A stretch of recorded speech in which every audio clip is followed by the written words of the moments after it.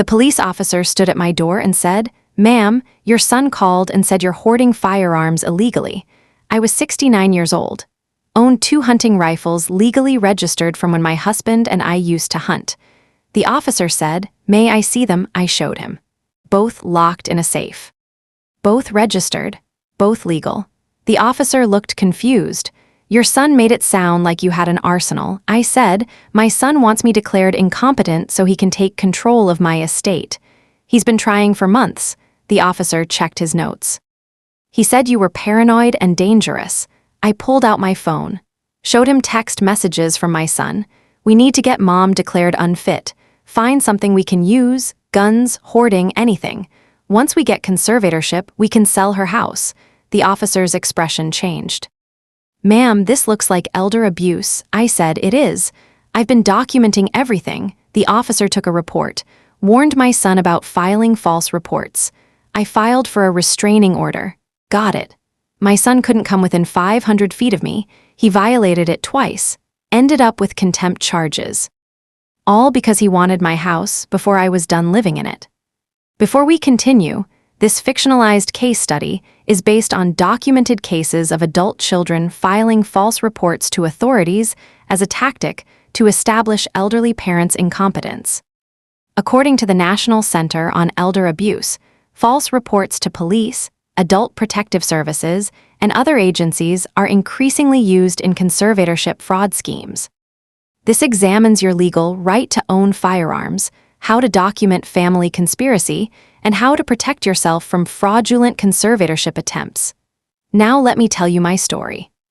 It was a Thursday afternoon, just after 2 o'clock, when my doorbell rang. I was in my kitchen in Detroit, making myself a late lunch when I heard it. Not expecting anyone, I wiped my hands and went to the door. Through the peephole, I saw a Detroit police officer standing on my porch. My heart jumped. Had something happened to someone in my family? I opened the door.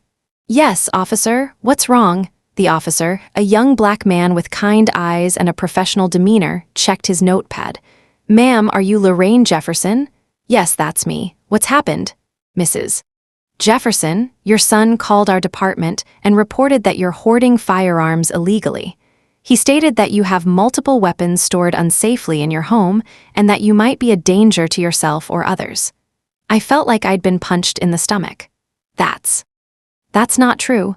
"Ma'am, I need to verify the situation. Do you have firearms in your home?"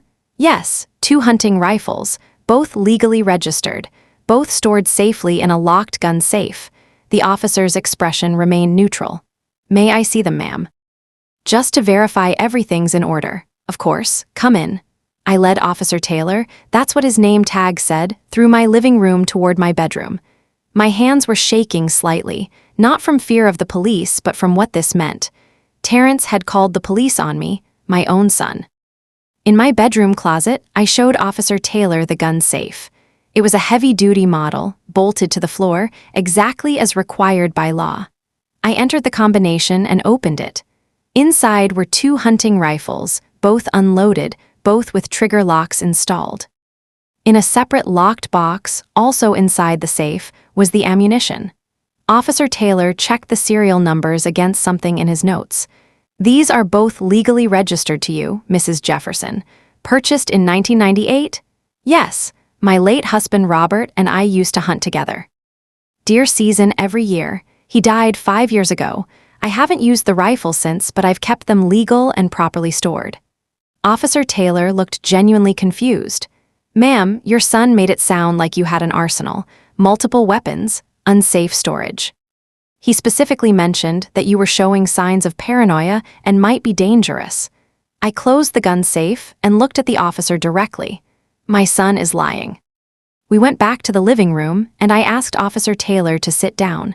"Why would your son file a false report?" he asked, pulling out his notepad. "Because he wants me declared incompetent so he can take control of my estate." "That's a serious allegation, Mrs. Jefferson. I have proof." I picked up my phone from the coffee table. My hands were steadier now, fueled by anger rather than shock. 3 weeks ago, my son and his wife were texting each other. They accidentally sent one of the messages to me instead of each other. I didn't tell them I received it. I just started watching more carefully. I pulled up the text thread and showed Officer Taylor. Terrence to Shayla, we need to get mom declared unfit. She's sitting on a $400K house and won't sell. Shayla, how do we do that? Terrence, find something we can use. Guns, hoarding, anything that makes her look dangerous or incompetent. Shayla, what if there's nothing? Terrence, then we create something. Call Adult Protective Services, police, whoever. Build a pattern of reports. Shayla, and then, Terrence, once we get conservatorship, we can sell her house and pay off our debts. Officer Taylor's expression changed as he read, from neutral professionalism to something harder. Anger, maybe, or disgust. Ma'am, this looks like attempted elder abuse and conspiracy to commit fraud. It is, I said, and this isn't his first attempt. I showed him more documentation that I'd been keeping in a folder on my coffee table. 4 months ago, someone had filed an anonymous report with Adult Protective Services claiming I wasn't eating properly, my house was filthy, and I seemed confused. An APS caseworker had come to investigate. She'd found my house clean and well-maintained, my refrigerator stocked, and me completely lucid and capable. Someone called saying you're not eating, your house is filthy, and you seem confused, the caseworker had told me. None of that is true. Do you know who might have made this report? I'd known. Even then, I'd suspected Terrence. 3 months ago, code enforcement had received an anonymous tip about hoarding at my address. An inspector had come out, expecting to find a house filled with junk and unsafe conditions. Instead, he'd found a normal, well-maintained home. Ma'am, someone reported hoarding and code violations, he'd said. Your home is perfectly fine. I don't know who called this in, but it was clearly false. 2 months ago, Terrence had called my doctor's office claiming I was showing signs of dementia and asking them to order a competency evaluation. My doctor had called me directly. Lorraine, your son called expressing concern about your cognitive function. I told him you're my patient and you're completely competent and that his request was inappropriate. I wanted you to know. Now this. A false police report about illegal firearms. Officer Taylor reviewed all my documentation, taking notes. Mrs. Jefferson, your son has been filing false reports with multiple agencies trying to make you look incompetent. That's a crime. Can he be prosecuted? I'm going to take a full report and refer this to our elder abuse unit. Detective Williams specializes in these cases. At minimum, I'll be contacting your son to warn him that filing false police reports is illegal. What should I do? Document everything, which you're already doing. And consider speaking to an attorney about a restraining order. After Officer Taylor left, I sat in my living room feeling shaken and angry. Terrence had called the police and lied about me, made it sound like I was dangerous, mentally unstable, a threat. Also, he could take my house. I thought about how this had all started 6 months ago. Terrence had always been ambitious. He'd started a real estate development company 10 years ago, and for a while, it had done well. He developed small commercial properties, made decent money. But 6 months ago, everything had fallen apart. A major project had collapsed. He'd lost investors. The company was drowning in debt. That's when he'd started coming to me for money. Mom, I need to borrow $50,000, just temporarily. The business is going through a rough patch. I'd refused. I lived on a fixed income, my postal worker pension and Social Security. I had savings, yes, but I needed them for my own security. Terrence, I can't lend you that kind of money. I'm retired. I need my savings. His face had hardened. You're sitting on a house worth $500,000. You don't need all that space? I live here. This is my home. You could sell, downsize to a senior apartment, live somewhere cheaper. Give me the difference to save my business. No, that's when his visits had become more frequent. More aggressive. He'd started bringing real estate agents to just take a look at my house without asking permission. He'd pressured me to sign a power of attorney just in case something happened. He'd started making comments about my age. You're almost 70, Mom. Are you sure you can manage this big house alone? What if you fall? What if you forget to pay bills? I was 69 years old and in perfect health. I managed my house, my finances, my life without any problems. but Terrence had started building a narrative. His mother was declining, getting old. Needed help, couldn't manage alone. When I'd refused to play along, he'd escalated. 4 months ago, the anonymous APS report. 3 months ago, the code enforcement tip. 2 months ago, the call to my doctor. Now, a false police report about illegal firearms. Each one designed to create a paper trail. A pattern of reports suggesting I was incompetent, dangerous, unable to care for myself. Also, he could petition for conservatorship and take control of my assets, including my house, the house I'd lived in for 40 years. Where I'd raised Terrence and his sister, where Robert and I had built our life. The house Terrence wanted to sell to pay his debts, over my dead body, or more accurately, over my very much alive body that he wanted declared incompetent. The next day, Detective Angela Williams called. She was from the Detroit Police Department's Elder Abuse Unit, a specialized division that handled cases of financial exploitation, neglect, and abuse of elderly people. Mrs. Jefferson, Officer Taylor referred your case to me. I'd like to meet with you to discuss what's been happening. We met at my house that afternoon. Detective Williams was a black woman in her late 40s with intelligent eyes and a no-nonsense demeanor that I immediately liked. She sat at my kitchen table and reviewed everything: the text messages, the documentation of false reports, the pattern of Terrence's behavior. Mrs. Jefferson, this is textbook elder abuse. Your son is attempting to gain conservatorship through fraudulent means. Can he be prosecuted? Potentially, yes. Filing false police reports is a crime. Conspiracy to commit fraud is a crime. Elder abuse is a crime. But prosecuting family members is always complicated. I want to investigate thoroughly first. What does that mean? It means I'm going to interview your son, confront him with the evidence, see how he responds. And I'm going to warn him clearly that if he continues this behavior, he will face criminal charges. 2 days later, Detective Williams interviewed Terrence. She told me about it afterward. He denied everything. I'm just worried about my mother, he'd said. She's getting older. Living alone in that big house, those guns could be dangerous. The guns are legally owned and safely stored, Detective Williams had replied. She seemed confused when I visited last week. I think she's declining mentally. Her doctor says she's completely competent. No signs of cognitive impairment. I'm just trying to protect her by filing false police reports, by conspiring with your wife to manufacture evidence of incompetence so you can gain conservatorship and sell her house. Detective Williams had shown him the text messages. Terrence's face had gone pale, she said. Those were taken out of context. What context makes create something, and once we get conservatorship we can sell her house and pay off our debts appropriate? He'd had no good answer. Mr. Jefferson, I'm warning you now. Filing false reports is a crime. If you continue to harass your mother or file false claims with authorities, you will be arrested. Do you understand? Yes, but Detective Williams didn't trust it, and neither did I. Mrs. Jefferson, I think you need legal protection. A restraining order that prohibits your son from contacting you or coming near you. Against my own son? Yes, he's harassing you. He's filing false reports. He's attempting to defraud you. A restraining order will give you legal protection. Detective Williams referred me to an elder law attorney named James Patterson.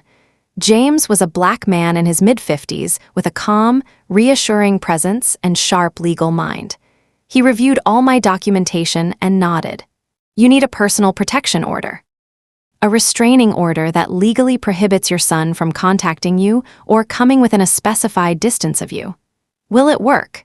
If he violates it, he can be arrested and charged with contempt of court. It creates serious legal consequences for any further harassment. What do I need to do? We file a petition with the court. You'll have a hearing where you present evidence of why you need protection.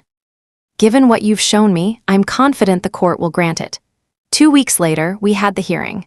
I sat in the courtroom with James beside me. Across the aisle, Terrence sat with his own attorney, a young woman who looked nervous as she reviewed the evidence. The judge was Maria Gonzalez, a Latina woman in her 50s with a reputation for being tough on elder abuse cases.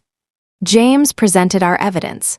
The text messages showing conspiracy, documentation of multiple false reports, the pattern of harassment and pressure to sign over power of attorney.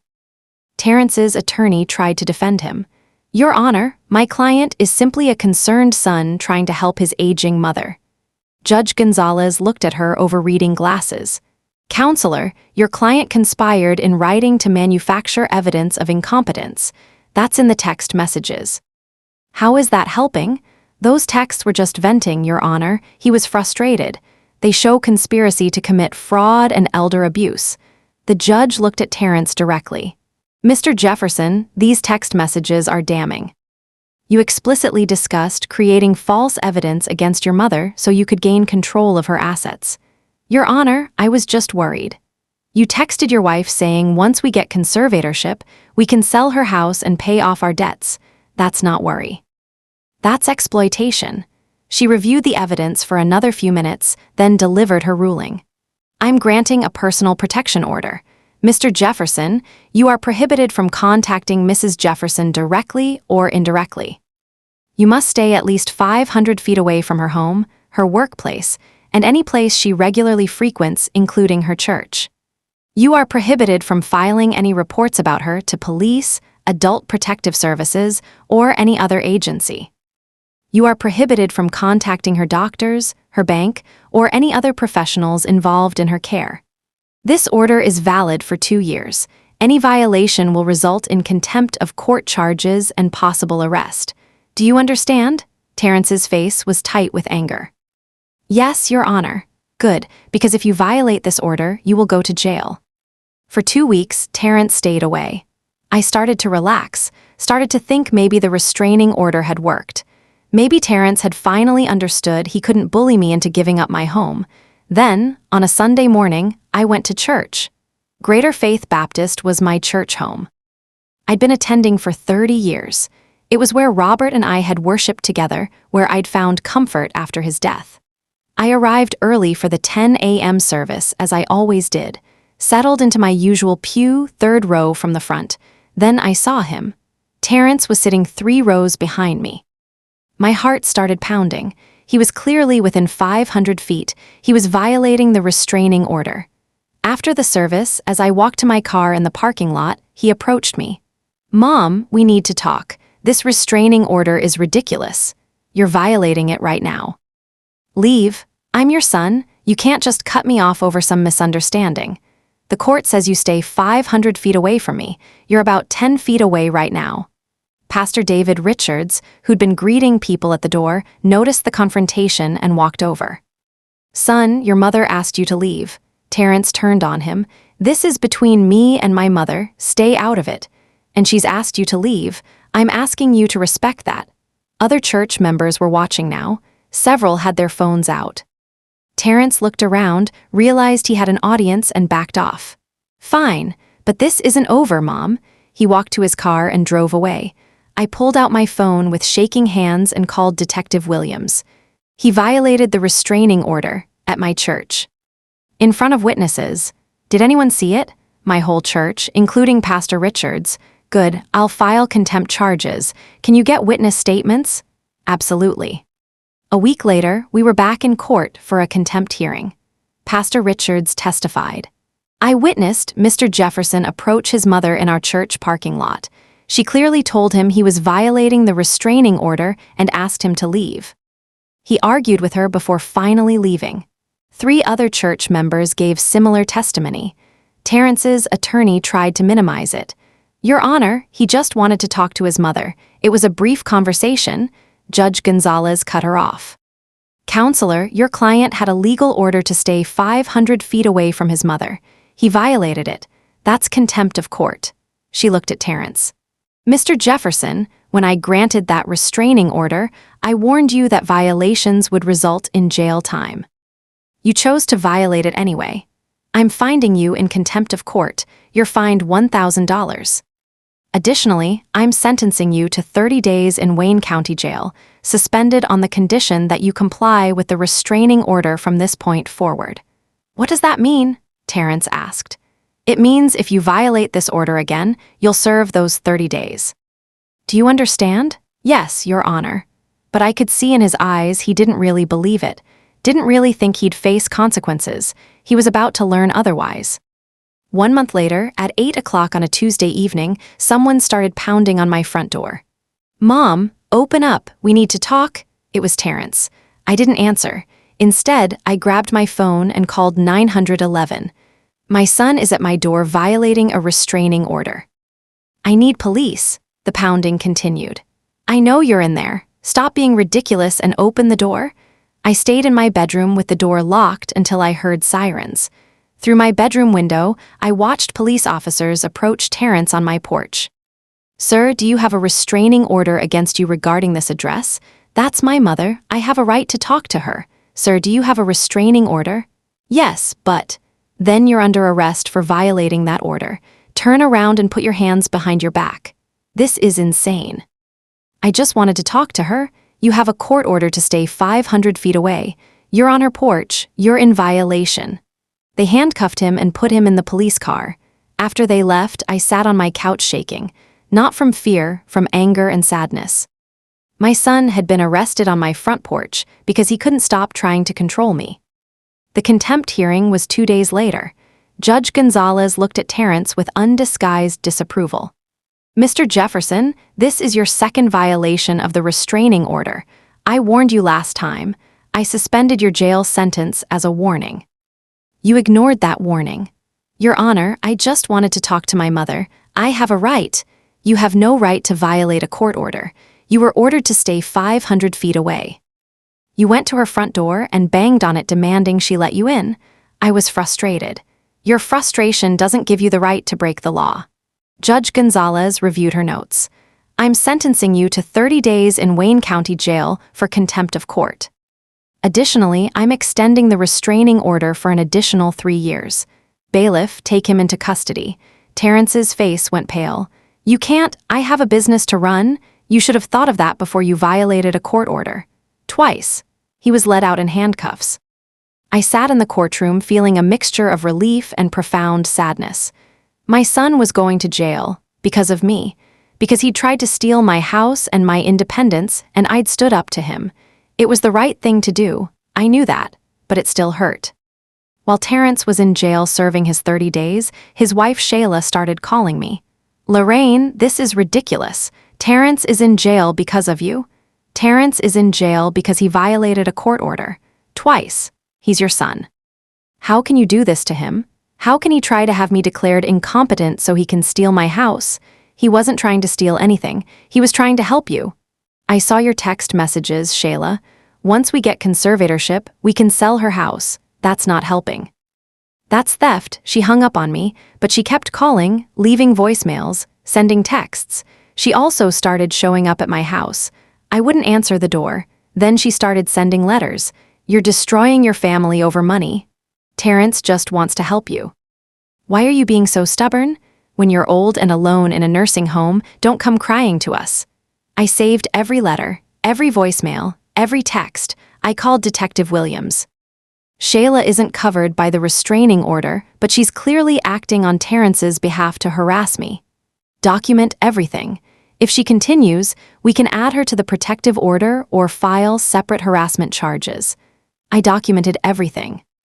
A week later, James Patterson and I filed a motion to modify the restraining order to include Shayla. Judge Gonzalez granted it. "Mrs. Jefferson, it's clear that Shayla Jefferson is acting as a proxy for her husband to continue harassing you. She's now added to the protective order with the same restrictions." Shayla was furious when she was served with the order. She called one last time, screaming, "You're a bitter old woman who's going to die alone." Then the calls stopped. Finally, I had peace. But Terrence and Shayla weren't done. While I was experiencing blessed silence, they were working on something else, turning my extended family against me. They called relatives, my cousins, my nieces and nephews, friends from church who didn't know the full story. "Lorraine is being paranoid and cruel. Terrence just wanted to visit his mother, and she had him arrested. She's pushing family away over nothing. We're really worried about her mental state." Some family members called me to ask what was going on. My sister Diane called first. "Lorraine, what's happening? Terrence called me crying. He says you had him arrested just for trying to visit you. I explained everything. The false reports. The text messages about manufacturing evidence. The conspiracy to gain conservatorship and sell my house. The restraining order violations. Diane was silent for a long moment. Oh my God, he really did all that? Yes, I have documentation. And he made it sound like you were being unreasonable. I'm so sorry. I should have called you first. It's okay. That's what he wants, to make me look like the bad guy. Not everyone was as reasonable as Diane. My cousin Robert called. Lorraine, family is family. You shouldn't have your own son arrested. He filed false police reports trying to get me declared incompetent so he could steal my house, Robert. Still, he's your son. You should find a way to work it out. He violated a restraining order twice. That's on him, not me. You're being stubborn. I realized then that some people would always side with family regardless of the facts. They couldn't imagine that a son would deliberately try to defraud his own mother, so they blamed me for being difficult. But others supported me. Diane became my champion among the family, setting the record straight whenever Terrence and Shayla spread lies. My best friend Margaret, who'd known me for 40 years, told anyone who would listen. Lorraine is the most competent person I know. If she got a restraining order against Terrence, he deserved it. My pastor, David Richards, had witnessed the parking lot confrontation. He supported me completely, and honestly, that was enough. I didn't need everyone to understand. I just needed to be safe. 6 months after Terrence got out of jail, his real estate company went bankrupt. He lost everything. The business collapsed completely, which made him even more desperate for my money. He couldn't contact me directly because of the restraining order, but he could still file court motions. He hired an attorney and filed a motion to lift the restraining order.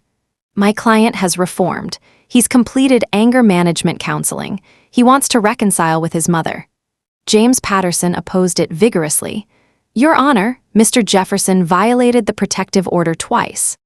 He spent 30 days in jail for contempt. He's shown no genuine remorse. He's just angry he faced consequences. Judge Gonzalez denied the motion. Mr. Jefferson has not demonstrated that he understands the seriousness of his actions. The protective order stands. 2 weeks later, Terrence tried a different approach. He filed a petition for conservatorship.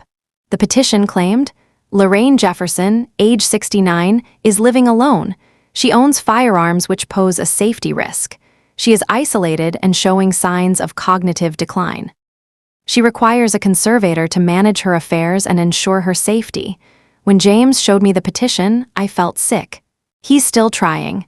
Yes, but we're going to defeat this. The court will order a competency evaluation. You'll pass easily. And we'll show the judge that this is retaliation, not genuine concern. The court appointed a geriatric psychiatrist, Dr. Helen Moore, to evaluate me. Dr. Moore came to my home for a 3-hour evaluation. Memory tests, cognitive assessments, questions about my daily life and activities. At the end, she smiled. Mrs. Jefferson, your mental function is excellent. You show no signs of dementia, confusion, or impaired judgment. You manage your finances well, maintain your home independently, have an active social life. You're completely competent. You're going to put that in your report? Absolutely. There is no basis whatsoever for conservatorship. The conservatorship hearing was 3 weeks later. Dr. Moore testified first. I conducted a comprehensive evaluation of Mrs. Jefferson. Her cognitive function is well above average for her age. She manages all aspects of her life independently and competently. There is absolutely no basis for conservatorship. James presented evidence of Terrence's true motivations. The text messages about selling my house to pay his debts, the pattern of false reports, the restraining order violations. Your Honor, Mr. Jefferson doesn't want conservatorship to protect his mother. He wants it so he can sell her house and access her assets to pay his own debts. Terrence's attorney tried to argue. My client is genuinely concerned about his mother living alone with firearms. Judge Gonzalez interrupted. The firearms are legally owned and safely stored. The police verified that. What else? She's isolated. Dr. Moore testified that she has an active social life. What else? The attorney had nothing. Judge Gonzalez looked at Terrence with something like disgust. Mr. Jefferson, this petition is clearly frivolous. It's motivated by your financial self-interest, not genuine concern for your mother. Your Honor, I'm denying the petition. Furthermore, I'm ordering you to pay your mother's legal fees for having to defend against this meritless filing. The amount is $8,000. Terrence's face went white. I don't have $8,000. Then you shouldn't have filed a frivolous conservatorship petition. After that, Terrence finally seemed to give up. No more motions, no more attempts to contact me, no more schemes. Just silence, and for the first time in over a year, I could breathe. Life without Terrence's harassment was peaceful. I reconnected with Diane. We started having lunch every week, going to movies, attending church together. We grew closer than we'd been in years. I made new friends at the senior center, joined a book club, started volunteering at the community garden. I took a trip to visit my daughter in California, Terrence's sister, who'd supported me through everything. I lived my life. One afternoon, Margaret and I were having coffee, and she asked, "Do you miss Terrence?" I thought about it honestly. I missed the son I thought I had, the little boy I raised, the one who loved me for me, not for my house. But the real Terrence, the man who filed false police reports and tried to have me declared incompetent, the one who violated restraining orders and went to jail? No. I don't miss that person at all. Do you think he'll ever change? Maybe, but if he does, he'll have to do it without me in his life. No regrets? Not one.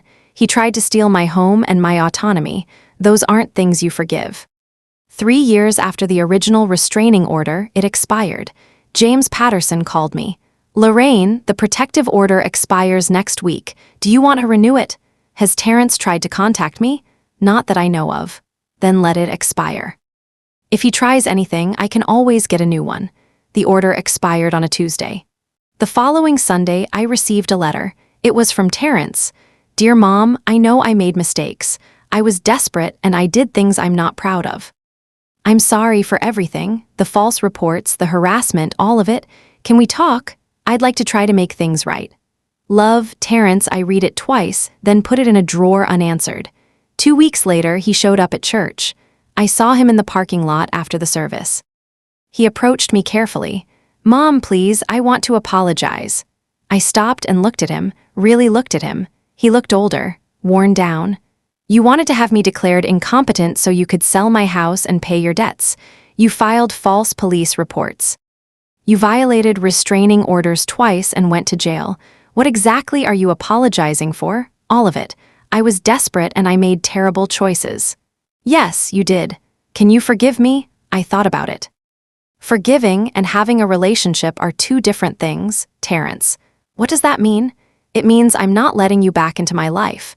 You've shown me who you are when you're desperate. I believe you, Mom, I've changed. Then you can live your changed life without me in it. I walked to my car. He didn't follow. Today, I'm 72 years old. 3 years since the restraining order. 3 years of peace. I'm still living in my house. Still managing my own finances. Still competent and independent. I updated my will last year. Everything goes to Diane and a few carefully chosen organizations that actually help people. Terrence is explicitly excluded. Due to his attempts to fraudulently gain conservatorship over me, his filing of false reports with authorities, and his criminal harassment, my son Terrence receives nothing from my estate. I've installed security cameras around my house, changed the locks, programmed emergency contacts into my phone. I'm protected. Last month, Diane asked me if I had any regrets about how things turned out with Terrence. Not one, I said. He tried to steal my autonomy and my home. Those aren't things you forgive. What if he really has changed? Then good for him. He can be changed without me. This afternoon, I'm teaching a class at the Senior Center on financial protection. The room is full, about 20 elderly people, mostly women, all looking for information on how to protect themselves. If your adult children are pressuring you to sign over power of attorney, to sell your home, to give them control of your finances, that's a warning sign, I tell them. If they are filing false reports to authorities trying to make you look incompetent, that's elder abuse. You have the right to protect yourself, even from your own children. An elderly woman raises her hand. But they are family. Aren't we supposed to trust family? Family doesn't give them the right to exploit you. Document everything. Get legal help. Don't be afraid to get restraining orders if necessary.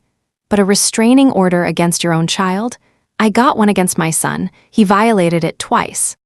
He spent 30 days in jail, and I don't regret it for 1 second, because he was trying to steal my house and my independence. That's not family. That's exploitation. After class, several women come up to thank me.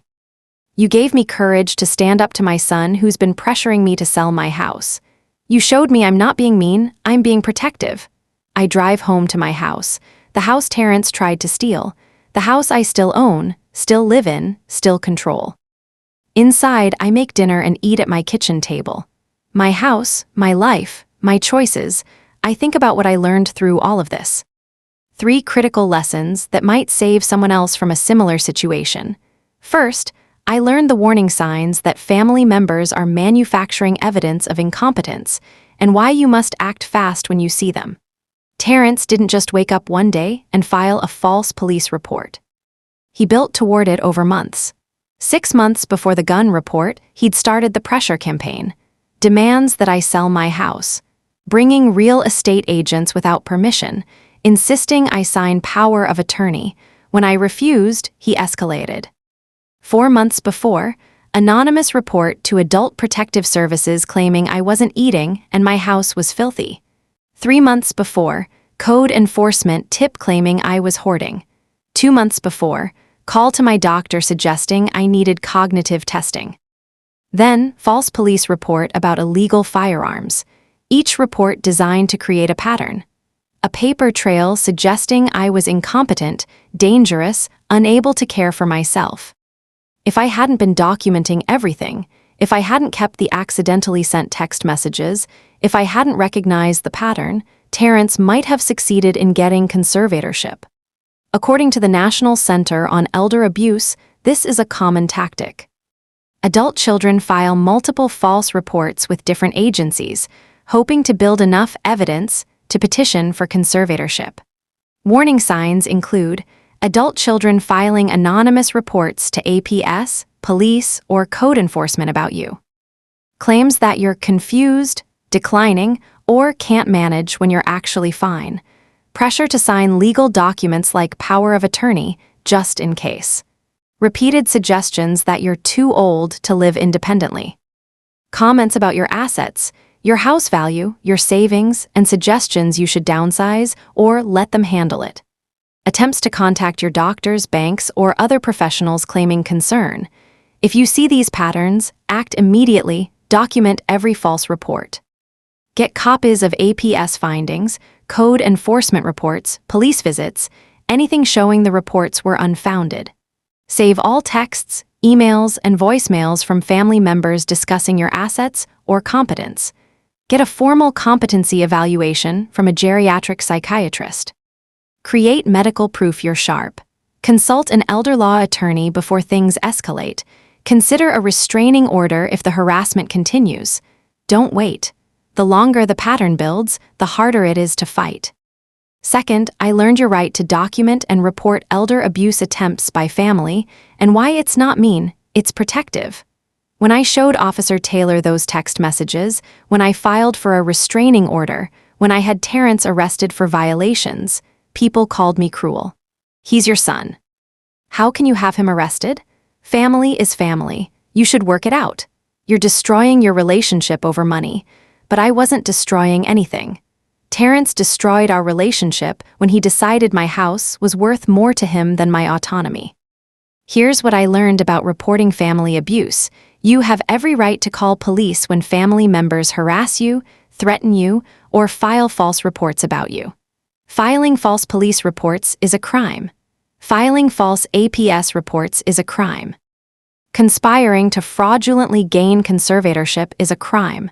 Just because someone is family doesn't mean they get to commit crimes against you without consequences. Protecting yourself isn't mean, it's necessary. Detective Williams told me, Mrs. Jefferson, I see too many elderly people who let family members exploit them because they feel guilty. You're doing the right thing by protecting yourself. If family members are filing false reports about you to authorities, harassing you for money or property, trying to pressure you into signing legal documents, threatening you or making you feel unsafe, you can and should call police and file reports. Document everything in writing. Get a restraining order. Press criminal charges if they violate the law. Cut them off completely if necessary. This isn't being vindictive. This is self-protection. And if other family members don't understand, that's their problem, not yours. Third, I learned the legal protections available to elderly people facing conservatorship schemes and how to use them. When Terrence filed for conservatorship, I was terrified. What if he won? What if a judge believed I was incompetent? But James Patterson taught me about the legal protections I had.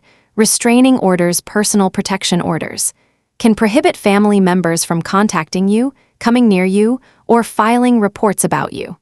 Violations result in contempt charges and jail time. Competency evaluations. You can get formal psychiatric evaluations proving you're competent. Courts must consider this evidence. Criminal charges. Filing false reports is a crime. Violating restraining orders is a crime. You can pursue prosecution. Will exclusions.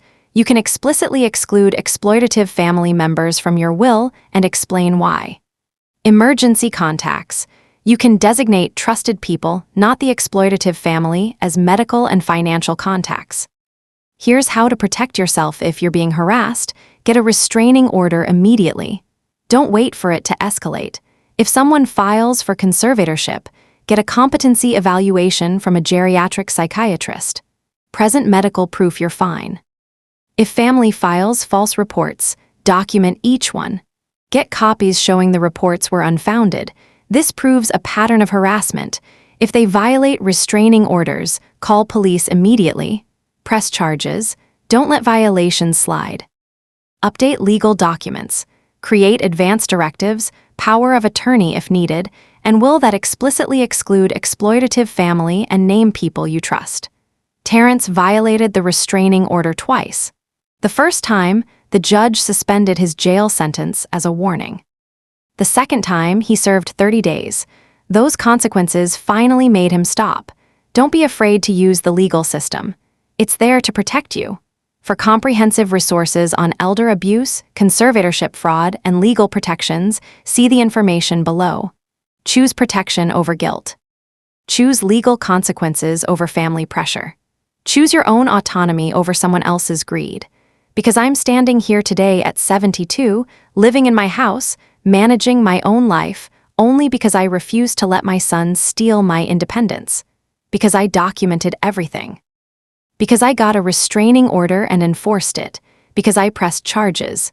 The police came to my door because my son filed a false report about illegal guns. He was trying to build a pattern of incompetence so he could take my house. I documented everything, got a restraining order. He violated it twice. Spent 30 days in jail. That was 3 years ago. I'm 72, living in my house, competent and independent. He got nothing, and I have no regrets. Because the person who tries to steal your home and your autonomy doesn't deserve forgiveness. They deserve consequences.